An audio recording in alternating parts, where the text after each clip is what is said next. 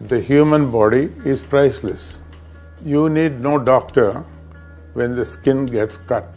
Our body has the ability to heal itself. Yoga brings together mind, body and spirit, which contributes to your well-being. Yoga is a part of Indian tradition and culture which we must preserve. I personally believe that we will become a much healthier nation and heal better when modern medicine integrates itself with traditional practices. This powerful tool will keep you, me, and the generations to come healthy. Let's heal in India. At Apollo, we are committed to keeping you healthy. We don't just mend broken bones and fix your heart. We go beyond and make sure you stay healthy.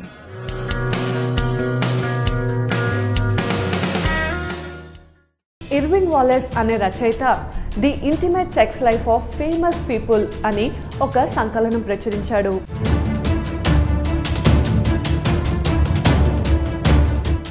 Fetish అంటే నగ్నంగా నిద్రించడం అనే విభాగం కింద గాంధీ పేరు కనబడుతుంది. తన కామవాంఛ వల్లనే కదా తండ్రి అంతిమ గడియల్లో ఆయన వద్ద లేకుండా పోయింది అనుకున్నాడు.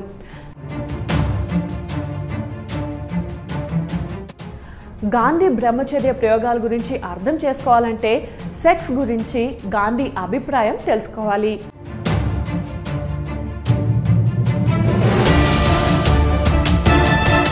అప్పటికే ఆయన అభ్యంగన స్నానాలు, మాలీసులు, ఆడపిల్లల భుజాల మీద చేతులు వేసి నడవడాలు వివాదాస్పదం అయి ఉన్నాయి.